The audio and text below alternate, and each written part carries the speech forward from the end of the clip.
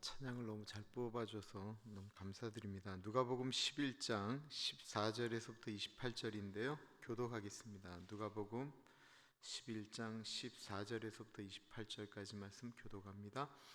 예수께서 한 말 못하게 하는 귀신을 쫓아내시니 귀신이 나가매 말 못하는 사람이 말하는지라 무리들이 놀랍게 여겼으나 그 중에 더러는 말하기를 그가 귀신의 왕 바알세불을 힘입어 귀신을 쫓아낸다 하고 또 더러는 예수를 시험하여 하늘로부터 오는 표적을 구하니 예수께서 그들의 생각을 아시고 이르시되 스스로 분쟁하는 나라마다 황폐하여지며 스스로 분쟁하는 집은 무너지느니라. 너희 말이 내가 바알세불을 힘입어 귀신을 쫓아낸다 하니 만일 사탄이 스스로 분쟁하면 그의 나라가 어떻게 서겠느냐.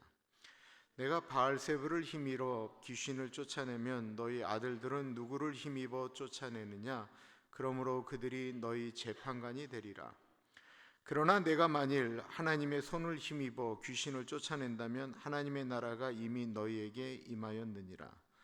강한 자가 무장을 하고 자기 집을 지킬 때에는 그 소유가 안전하되 더 강한 자가 와서 그를 굴복시킬 때에는 그가 믿던 무장을 빼앗고 그의 재물을 나누느니라. 나와 함께 하지 아니하는 자는 나를 반대하는 자요 나와 함께 모으지 아니하는 자는 해치는 자니라. 더러운 귀신이 사람에게서 나갔을 때 물 없는 곳으로 다니며 쉬기를 구하되 얻지 못하고 이에 이르되 내가 나온 내 집으로 돌아가리라 하고 가서 보니 그 집이 청소되고 수리되었거늘 이에 가서 저보다 더 악한 귀신 7을 데리고 들어가서 거하니 그 사람의 나중 형편이 전보다 더 심하게 되느니라. 이 말씀을 하실 때에 무리 중에 한 여자가 음성을 높여 이르되 당신을 뵌 태와 당신을 먹인 젖이 복이 있나이다 하니 예수께서 이르시되 오히려 하나님의 말씀을 듣고 지키는 자가 복이 있느니라 하시니라. 아멘. 저도 지금 처음 경험하는 일인데 무슨 일이냐면 한 달 사이에 귀신 얘기를 3번이나 하는 이 역사적인 사건이 제 목회하는데 지금 처음 일어났습니다. 목사가 은혜로운 얘기를 해야 되는데 자꾸 귀신 얘기를 해야 되니까 이게 저도 참 본문이 이게 왜 이러지 싶기도 한데 하나님이 참 놀라운 일을 행하시려나 보다 싶은 생각이 들어요. 왜냐하면 제가 사실은 제가 교인들한테 새벽 토요일날 예배 때 임직 예배를 위해서 임직자를 위해서 기도하자고 얘기했던 것이 요번처럼 많은 때가 없었고 제가 3주 동안 거의 매일이다시피 늘 어려운 일들을 내가 경험했어요. 마음으로 하면서 내가 하나님이 임직식에 얼마나 은혜 주시려고 하나 라는 생각이 이렇게 많이 들었어요. 그 이번 주 임직식이 은혜로웠다는 얘기는 제가 되게 많이 들었는데 어떤 것들은 이제 기도라고 할 때 귀신이 있다, 사단이 있다, 우리를 공격하는 존재가 있다라고 하는 것을 이렇게 알면은 우리가 기도를 한다라고 하는 이유가 굉장히 분명해집니다. 기도라는 것이 우리가 하나님 앞에 나아갈 때 하나님께 간구하고 하나님께 우리의 필요를 아뢰고 하는 것들도 있지만 어떤 것은 이쪽 존재가 너무나도 거대하기 때문에 우리가 기도하면서 하나님과 손잡고 이 일을 돌파해 나가는 거예요. 그러니까 영적인 세계가 있다라고 하는 것이 내가 내 힘으로 안 되는 일들이 있다라고 하는 것을 인식하게 되면 기도할 수밖에 없고요. 그런 일들이 이루어진다라고 느껴지게 되면 그 다음부터는 실체에 대해서 우리가 인식하게 되고 어떤 일들을 분별하게 됩니다. 제가 이화여대에서 근무했다라는 것은 여러 번 말씀드렸는데 이화여대에 무슨 일이 있냐면요. 그 이화여대 정문 밑으로 이렇게 기차가 지나가요. 근데 기차가 지나갈 때쯤 되면 갑자기 여자애들이 막 뛰기 시작하는 거예요. 그냥 미친 듯이 달려가는 거예요. 대학교도 이렇게 수업 시간이 되면 문을 닫기 때문에 뛰느냐, 그게 아니에요. 이대에 무슨 전설 같은 내용이 있는데 이 기차가 지나가는 그 뒷꽁지를 밟으면 그날 운수가 대통하고 그 남자하고의 관계가 좋아지고 하여튼 이런 것이 있어서 그냥 기차만 뛰었다 하면 애들이 다 뛰는 거예요. 예수 안 믿는 사람만 뛸까요? 예수 믿는 사람들도 다 뛰는 거예요. 그냥 뛰는 거예요. 한국 사람들의 은영 가운데는 그런 것들이 굉장히 잠재되어져 있습니다. 이대 정문에서 이렇게 오른쪽으로 내려가면 그게 이제 신촌 노타리 쪽으로 이제 나가는 쪽 말고 연대 쪽으로 내려가는 길이 이렇게 있어요. 내려가다 보면 이쪽 그 기차가 지나가는 곳 이쪽과 저쪽을 연결하는 이렇게 소위 말하는 굴 같은 게 하나 있어요. 굴다리가 하나 있는데 그 골목 쪽으로 이제 들어가려고 그러면 이쪽이 다 점집이었어요. 모조리 점집이었어요. 기와로 된 집들이 모두 점집이었어요. 점집이 한 20, 30집이 됐는데 그 굴다리를 지나가면 제가 있었던 선교단체가 이제 거기 있었던 거예요. 근데 어느 날 그냥 우리는 그냥 거길 지나가면서 무당집을 지나가면서 이제 마음이 어렵죠. 멀쩡한 화려했던 이대의 그 옷가게들이 거기 엄청나게 많은데 거기 미용실하고 거기를 지나서 바로 오면 점집을 보면서 우리가 이제 선교단체로 들어오는 거예요. 굴다리를 지나가면. 근데 어느 날 한 사람이 이렇게 얘기하는 거예요. 우리가 지금 저 무당들 집을 거쳐서 우리가 여기로 오는 게 이 말이 되느냐는 거예요. 그러면서 저쪽에 있는 안 좋은 기운이 우리 선교단체를 가로막고 있다는 거예요. 말 안 되는 얘기를 이제 한 거죠. 그럼 우리가 더 세게 기도하면 되는 거 아니냐 그랬더니만 한 사람이 이렇게 얘기하는 거예요. 우리가 여리고 작전을 펼치자는 거예요. 제가 섬겼던 그 이용희 교수님이 또 그런 거에 또 이게 확 잘 넘어가는 분이에요. 그래, 우리가 그럼 여리고 작전을 하자. 새벽 5시 우리가 선교단체에 모여서 기도하고 새벽에 점집마다 가면서 우리가 예수의 보혈을 뿌리자 이랬어요. 새벽 5시면 그래서 사람들이 안 다닐 때예요. 한 20, 30명 되는 사람들이 그냥 선교단체에서 세게 기도하고 점집을 가면서 쭉 하면서 이렇게 손 얹고 이렇게 기도하면서 가는 거예요. 누가 보면 이 광신 집단이죠. 막 손 얹고 이렇게 하면서 가고 있는데 끝나는데 문제는 뭐냐? 마지막 날은 몇 바퀴 돌아요? 7바퀴를 돌아야 돼. 7바퀴. 이게 사람이 없을 때는 이게 제정신으로 하겠는데 이게 딱 돌면 1시간 거리거든요. 점집마다 가면 저 건너편은 안 갔으면 좋겠는데 이용희 교수는 또 그 꼴을 못 보는 거예요. 거기도 찍고 가야 된다는 거예요.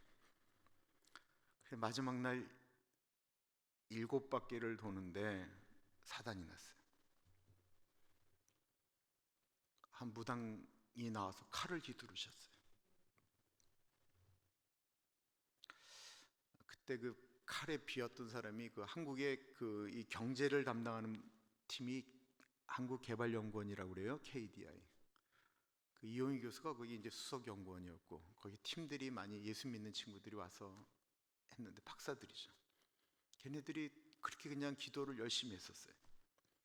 한 애가 그 휘두르는 칼에 손이 확 나갔어요. 근데 우리가 마지막까지 돌았어요. 그 사람들이 우리가 이제 나중에 낮에 이제 돌 때는 그쪽도 이제 영적인 기운을 느끼니까 이제 소금을 막 뿌려댔죠. 그랬어요. 이제 그것이 끝났어요. 이제 지금 믿거나 말거나 하는 말씀을 이제 드리는 거예요.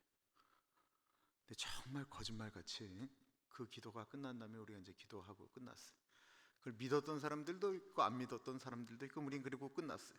여리고 작전이 성경적이다 안적전이다 아니다라는 얘기도 지금도 무수하게 남고 이것이 하면 무조건 된다 안 된다 수많은 얘기가 있지만 그걸 제가 뭐 동의한다 안 동의한다 그건 아니에요. 그것이 끝났어요. 칼부림이 나는 사건 가운데 그 일이 끝이 났어요. 그때 칼부림이 났던 그 분이 그 박현태라고 하는 친구인데 지금 목사님이세요. 그런 일이 끝나고 난 다음에 얼마 지나지 않아서 거기에 있는 점집들이 거짓말 안 하고 다 없어지기 시작했습니다. 거짓말처럼 다 없어졌어요. 그리고 가장 큰 집이 음식점이 됐어요. 그 굴다리로 들어가는 바로 위쪽에 2층짜리 아주 근사한 음식점이 돼서 우리가 거기서 파티를 했다라는 거 아닙니까?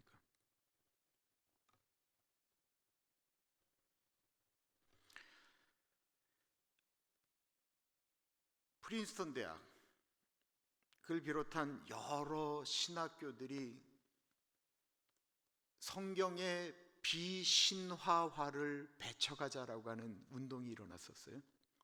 성경의 비신화화. 성경의 신화적인 내용은 빼버리자라는 거예요. 이게 불투만이라고 하는 신학자가 얘기한 건데, 그러면서 성경에 상식적으로 납득이 안 되는 얘기들은 연구하지 않기로 얘기했어요. 설교하지 않기로 했어요.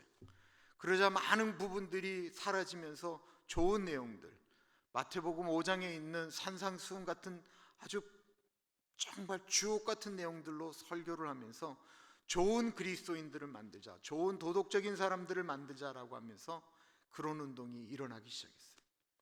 성경에 읽을 게 별로 없어요. 귀신 빼고, 동정녀 빼고, 뭐 기적 빼고, 오병이어 빼고, 말이 안 되는 거 다 빼버리는 거예요. 교회가 그렇게 연구가 되기 시작했어요. 많은 교회들이 그렇게 연구된 목회자들에 의해서 유럽이 먼저 점령당하기 시작했어요. 그리고 지금 미국이 점령당하기 시작했어요. 그런데 교회는 비이성적이고 비상식적이고 우리가 정말 신화적인 내용들은 다 제하고 교회가 세상으로 나가서 도덕적인 것을 가지고 나아가자라고 이야기를 했는데, 반대로 세상은 하나님이 없다라고 이야기하는 사람들이 점점 더 영적으로 바뀌기 시작했다라는 것입니다. 예수를 안 믿는 사람들은 점점 더 비상식적이고 비이성적이고 신화적인 내용들을 믿기 시작했다라는 거예요. 과학의 시대에 점점 더 수많은 사람들이 무당에 점치는 것들을 믿는다라는 거예요. 그리고 한국에 있는 예수를 믿는 사람들이건 안 믿는 사람들이건 무당의 점괘가 거의 맞는다라고 느끼는 사람이 무려 78%예요. 아마 이 자리에 심심해서 혹은 그런 것 때문에 아마 점을 치신 분들도 계신지 모르겠어요. 내가 설교 준비 때문에 어떤 아티클을 읽었는데 너무 놀라운 얘기가 있었어요. 무당들이 예수 믿는 사람들이 점을 치러 오면 기가 막히게 맞춘다라는 거예요. 저 사람 예수 믿는 사람이구나 라고 느낀다는 거예요. 왜냐하면 그 사람들은 들어올 때 느낌이 다르다는 거예요. 그러면 예수 믿는데 무당 앞에서 점을 치는 사람들이 느껴지는 그 죄책감을 무당이 어떻게 풀어주느냐? 좀 높은 신도 있고 적은 신도 있는데 이럴 때는 적은 신이 알려주는 것을 믿으라고 얘기한다는 거예요.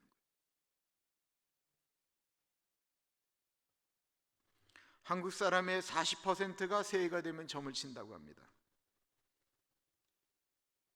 교회는 점점 더 비신화적인 내용들은, 신화적인 내용들은 빼버리자고 얘기하는데 세상은 점점 더 신화적인 내용들을 믿기 시작했다는 거예요. 오늘 본문을 보십시오. 예수께서 한 말 못하게 하는 귀신을 쫓아내시니 귀신이 나가며 말 못하는 사람이 말하는지라 무리들이 놀랍게 여겼으나, 예수님께서 귀신 들린 사람을 고쳐주시자 보게도 하고 말하게도 되었다는 거예요. 이 사람은 그러니까 날 때부터 귀 멀고 듣지 못하게 말 못하는 이런 벙어리 귀신이었다라는 것입니다. 다른 성경에 보면 이 귀신은 더러운 귀신이었다라고 이야기합니다. 이 귀신 들린 사람은 아무래도 사람들에게 혐오를 주는 삶을 살았던 것일 것입니다. 말을 못하니까 짐승 소리를 냈을 거예요. 사람 같지 않았을 거예요. 사람들이 그를 피했을 것이고 그 사람하고는 어떤 대화도 되지 않았을 거고, 이성적으로 마비됐으니까 세수를 한다든지 옷을 갈아입는다든지 이런 것들 제대로 하지 못했을 거예요. 인생이 비참했을 것입니다. 근데 이 사람이 예수님을 만난 다음에 갑자기 말도 하고 보게 되었고 하나님을 찬양하게 되었습니다. 성경에 나오는 귀신들은 모두 사람들을 괴롭히죠. 거라사 광인하게 들어가 있던 군대 귀신은 그 사람을 빨가벗게 만들고 무덤가에서 살도록 했습니다. 귀신자 사로잡혔던 막달라 마리아는 그의 인생이 비참하였고 사람들과의 관계가 다 단절되어져 있었습니다. 귀신은 사람을 괴롭게 만듭니다.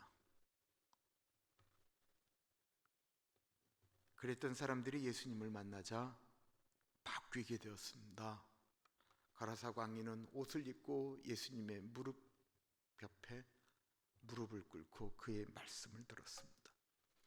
막달라 마리아는 예수님에게 향유 옥합을 깨뜨려서 그 발에 붓고 그의 눈물을 흘리며 머리를 풀어서 예수님의 발을 씻겼습니다. 갑자기 말 못하던 사람이 귀신이 나가자 말하기 시작했습니다. 한 인생이 바뀌게 된 것입니다. 변화된 거예요. 달라진 것입니다. 그런데 그 인생이 변화된 것을 보고 감동하는 게 아니고 시비를 거는 사람들이 있다라는 것입니다. 아무리 좋은 일을 해도 좋게 보지를 않는 거예요. 무조건 삐딱하게 보는 사람들이 분명히 있다라는 것입니다. 그냥 좋게 봐주면 되는데 좋게 안 봐준다라는 거예요. 예수님이 행하신 그 놀라운 일에 반응이 안 좋게 나타납니다. 15절과 16절이에요. 그 중에 더러는 말하기를 그가 귀신의 왕 바알세불을 힘입어 귀신을 쫓아낸다 하고, 또 더러는 예수님을 시험하여 하늘로부터 오는 표적을 구하니. 예수님이 귀신의 왕 바알세불을 힘입어서 귀신을 쫓아낸다라고 이야기하였습니다. 바알이라고 하는 것은 주인이라는 뜻이고요, 세불이라고 하는 것은 집이라는 뜻입니다. 그러니까 그 집의 주인이다라는 거예요. 귀신의 주인이라는 거예요. 귀신 들린 사람의 집이라는 거예요. 다른 성경에 보면 이렇게 말한 사람들은 바리새인들이었다라고 이야기합니다. 또 다른 사람들은 귀신 쫓아낸 것만으로는 예수님 못 믿겠으니까 기적을 좀 더 베풀라라고 이야기를 합니다. 이분들의 특징이 뭐냐면 기적을 부인하지 않았다는 거예요. 예수님이 귀신을 쫓아낸 것 인정했다라는 거예요. 그 초자연적인 현상을 다 인정했어요. 오늘날도 마찬가지입니다. 초자연적인 것들은 인정을 해요. 초자연적인 것은 인정을 하는데 하나님을 인정하지 않는다라는 것입니다. 무당이 굿하는 것은 인정을 하는데, 무당이 점괘를 맞추는 것은 인정하는데 하나님은 인정하지 않는다라는 거예요. 성경은 인정하지 않는다라는 거예요. 5년 전쯤에 이 설교할 쯤에 누가 있었냐면 저희 교회 그 한동대학, 저희 집에 한동대학을 나온 우리 집사람의 사촌 동생이 우리 집에 한 달 정도 머물렀어요. 한동대학교는 기독교 대학이에요. 이 어머니가 굉장히 믿음이 좋은 권사님이세요. 그 아들이 믿음의 아들이니까 한동대학교를 보냈는데, 얘가 대학을 가면서부터 머리가 깨기 시작하니까 예수님을 안 믿게 됐어요. 안 믿었을 뿐만 아니라 말하는데 그 거의 반기독교적인 내용을 얼마나 많이 읽었는지 아주 빠삭한 친구예요.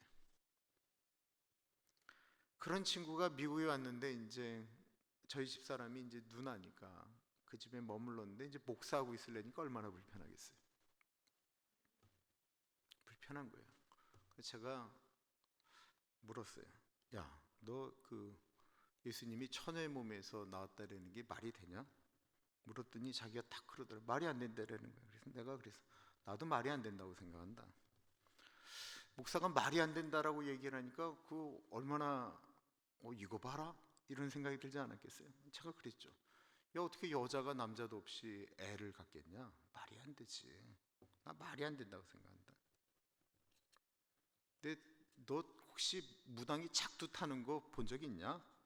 너 그거 신이 내려서 작두 탄다고 생각하냐? 아니면 그 연습해서 작두 탄다라고 생각하냐? 그랬더니만 신이 내려서 작두를 탄다고 얘기를 하더라고요. 그런 걸 많이 본 거예요. 또 연구도 하고. 그러니까 신 내리는 거, 무당 얘기는 다 믿는 거예요. 그래서 제가 얘기했어요. 어떻게 무당이 배우지도 않았는데 작두를 타겠냐? 그 신이 내려서 그런 거 아니겠냐? 그랬더니 그렇다라는 거예요. 제가 얘기했어요. 어떻게 아이가 처녀의 몸에서 태어나냐? 그건 말이 안 된다. 근데 너는 무당이 신이 내려 작두 타는 것을 믿는다라는 사람이 천지를 창조하신 하나님이 처녀의 몸에서 아이 하나 만드는 것을 믿지 못하냐? 아니 무당이 작두 타는 것을 믿으면서 이 땅에 있는 수많은 예수 믿는 사람들이 예수를 믿는다고 하면서 무당에게 가서 점 치고 그 점괘 받아오고 하는 것을 믿으면서 천지를 창조하신 하나님 아버지가 처녀의 몸에서 애 하나 만든 것을 그걸 만약에 못한다고 하면 하나님이겠어요? 하나님의 아들 예수 그리스도가 물 위를 걷는 게 왜 신화예요? 물에 빠져 죽는 것이 문제지, 그렇지 않아요? 아니 무슨 놈의 하나님의 아들이 물 위를 못 걸어서 물에 빠져 죽겠어요? 하나님의 아들이니까 물 위를 걷는 거지. 하나님의 아들이니까 물고기 2마리와 보리떡 5개로 5,000명 먹이고 12광줄이 남기는 거지. 하나님의 아들이 그것도 못하면 무슨 하나님의 아들이겠어요? 그런데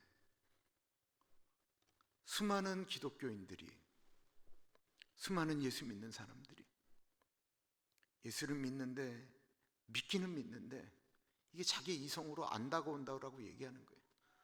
아니 어떻게 이게 이성적으로 믿어져요? 이게 우리가 보지 않았던 하나님이 천지를 창조하셨다는 걸 어떻게 이성적으로 설명을 하겠어요?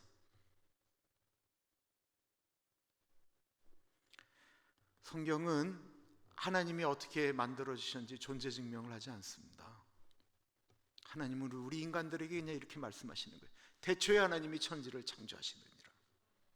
이게 그냥 하나님의 선포세요.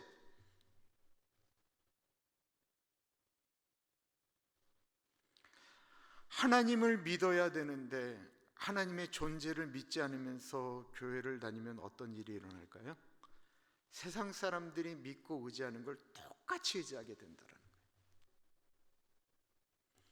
주라, 그리하면 내가 넘치도록 채우겠다라고 말씀을 하셔도 하나님을 못 믿기 때문에 줄 수가 없는 거예요. 줬다간 망할 것 같거든요. 하나님을 믿지 못하니까 자기 생각대로 움직이는 거예요. 하나님을 믿지 못하니까 남들이 믿는 것과 똑같은 것을 믿으면서 주일날은 교회 와서 하나님을 믿는다라고 고백하는 거예요.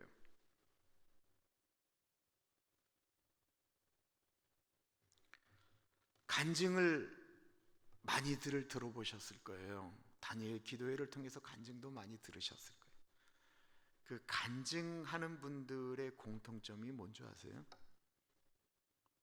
그들이 어떠한 순간에도 하나님의 신뢰를, 하나님을 향한 신뢰를 저버리지 않았다라는 것입니다. 하나님의 말씀을 붙들고 나갔다라는 거예요. 똑같이 어려움을 겪었어요. 똑같이 힘들었어요. 똑같이 망했어요. 어떤 사람들은 그 중간에 포기하고 넘어갔고, 이 사람들은 끝까지 붙들고 하나님 앞으로 나아갔다라는 것입니다.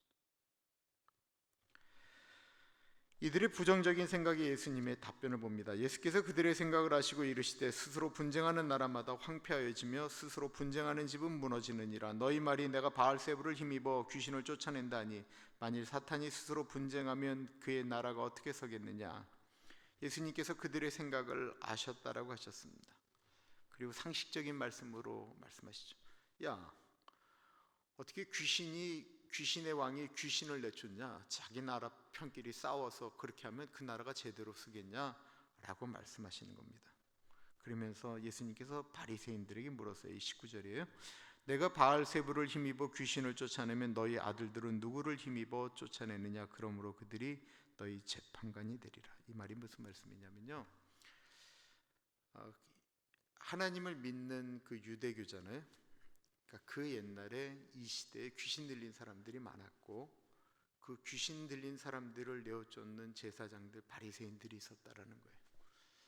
그 천주교에는 그렇게 귀신 들린 사람들을 쫓아내는 사람들을 그 퇴마신부라고 얘기를 해요. 그것만 전문으로 하시는 분들이 정확히 다 있어요. 나는 내가 바알세불로 귀신을 쫓아내면 니들은 도대체 무슨 이름으로 귀신을 쫓아내는 것이냐? 라고 질문을 던졌다라는 거예요. 너희들도 하나님의 이름으로 귀신을 쫓아내지 않느냐라고 말씀하셨다라는 것입니다. 이 모든 것들이 꼬여 있는 사람들은 좋게 안 본다라는 거예요.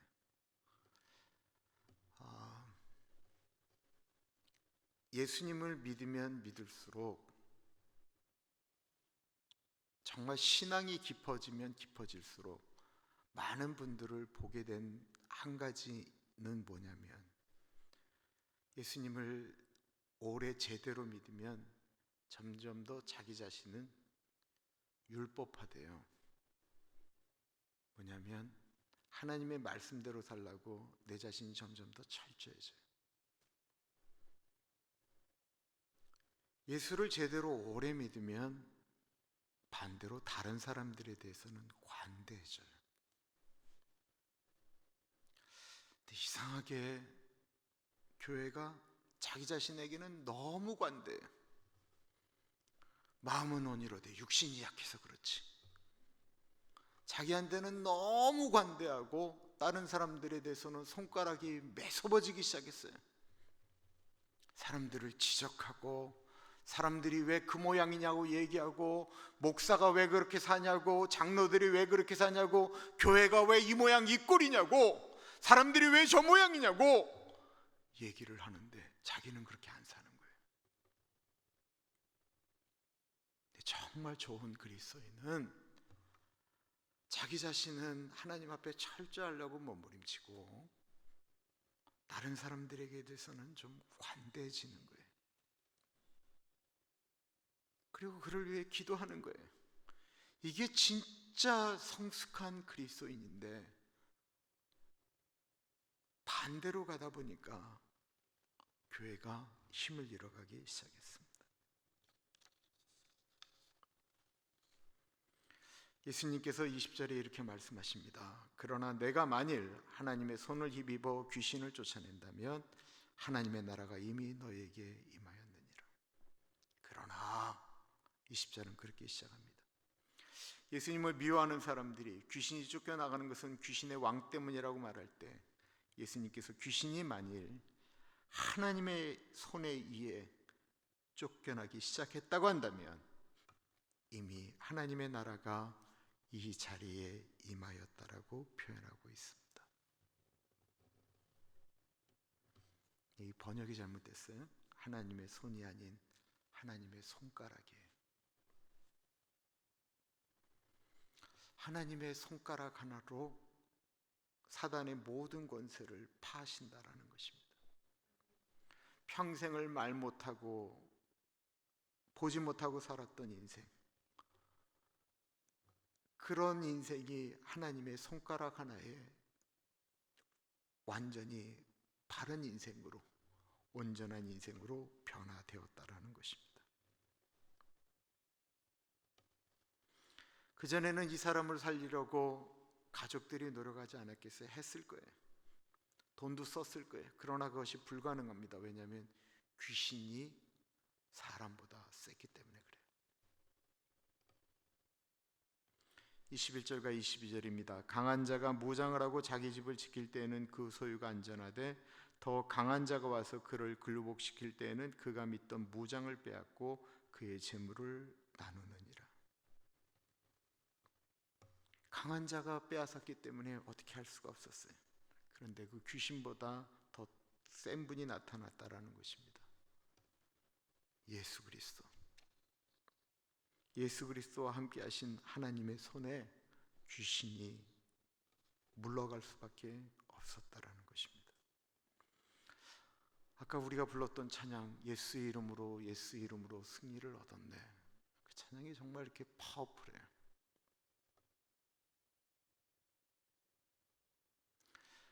내가 믿는 하나님이 세다라고 생각하지 못하니까 예수 믿는 사람들 중에도 이사 갈 때 점 보고 이사 가잖아요. 손 없는 날 뭐 할 때도 그냥 점 보면서 가잖아요. 제가 그 전투 경찰을 했다고 말씀드렸잖아요. 강남서에서 있을 때였는데 이 버스가 소위 말하는 그 닭장차라고 하는 옆에 이제 그 철망친 새 차가 3개가 나오니까 그 경찰관들이 그러면 다 고사를 지내요.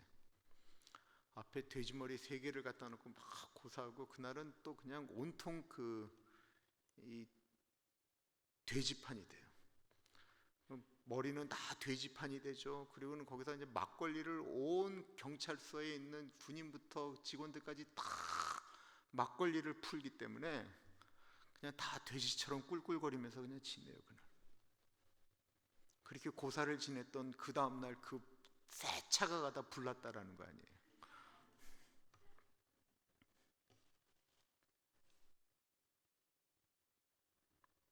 돼지가 능력이 있으면 그 돼지가 왜 사람한테 목 잘려서 거기 있겠어요? 한번 입장을 바꾸고 한번 생각을 해보세요.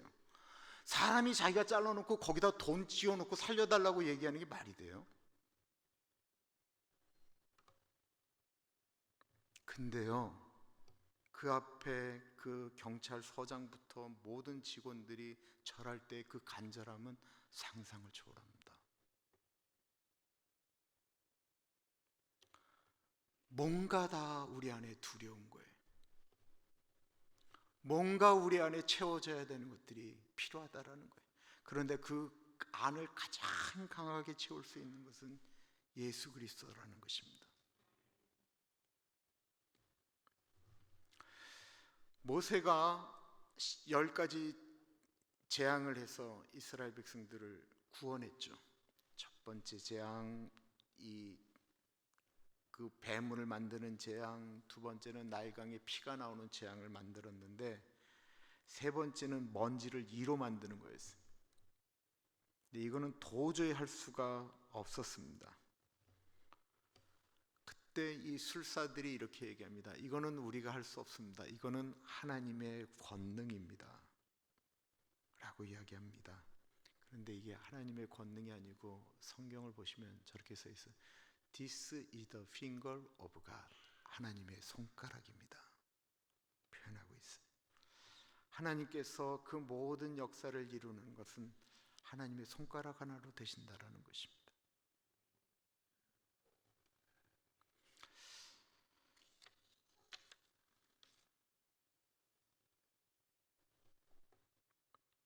사도 바울이 바보라고 하는 섬에서 복음을 전하고 있었습니다. 그런 남자 무당이 자꾸 방해를 하는 거예요. 박수 엘루마라고 하는 이 무당이 바울이 복음을 전하지 못하도록, 그 전까지는 그 총독이 자기 말을 들었거든요. 자꾸 방해를 하니까 사도 바울이 사도행전 13장 11절에 이렇게 얘기했습니다. 보라, 이제 주의 손이 내 위에 있으리니 내가 소경이 되어 얼마 동안 해를 보지 못하리라. 무당인 박수 엘루마가 눈이 멀어서 헤매게 됩니다. 무당이 주의 손가락에 의해서 소경이 된 것입니다. 하나님을 믿지 않는 사람들에게 임하는 것은 무서운 하나님의 손가락이지만 믿는 우리에게는 은혜의 손가락이죠. 요한복음 8장에 현장에서 가늠하다 한 여인이 붙잡혀 오게 됩니다. 그 잘못한 여인을 예수님의 발 앞에 끌어다 놓고 사람들이 다 돌을 들고 그 여인을 돌로 치려고 하고 있습니다. 그리고는 질문을 하죠. 율법에는 가늠하다가 현장에서 잡힌 여자는 돌로 치라고 했는데 이 여자 돌로 쳐 죽일까요? 용서해 줄까요? 나쁜 질문이죠. 용서하라고 하면 율법을 어겼다라고 할 것이고, 죽이라고 하면 예수님은 사랑도 없는 분입니다. 근데 예수님께서 무릎을 꿇고 손가락으로 땅에다 무엇인가를 2번을 쓰셨어요. 예수님이 뭔가를 이렇게 쓰셨어요. 그리고 일어난 다음에 묻죠. 너희 중에 죄 없는 자가 먼저 돌로 치라. 그러자 돌을 들고 있었던 분들이 나이 많은 분들부터 돌을 내려놓고 떠났다라고 이야기합니다. 가늠한 여인과 예수님이 둘이 남았습니다.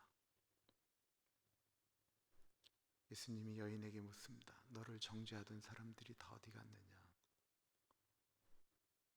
여인이 고개도 못 들죠. 아무도 없습니다.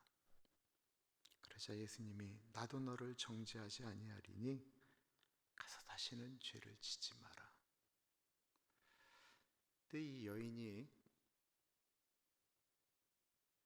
다시는 죄를 안 지으려고 하면 어떻게 해야 될까요? 그런 생각이 들어오고 유혹이 들어올 때마다 하나님께 기도해야 되지 않겠습니까?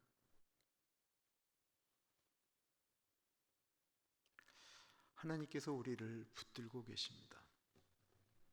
하나님의 손길로 우리를 붙들고 계시는데, 이 자연을 보실 때 어떤 사람들에겐 그냥 아름다운 거지만 어떤 사람들에겐 하나님의 손길입니다. 보이지 않는 손,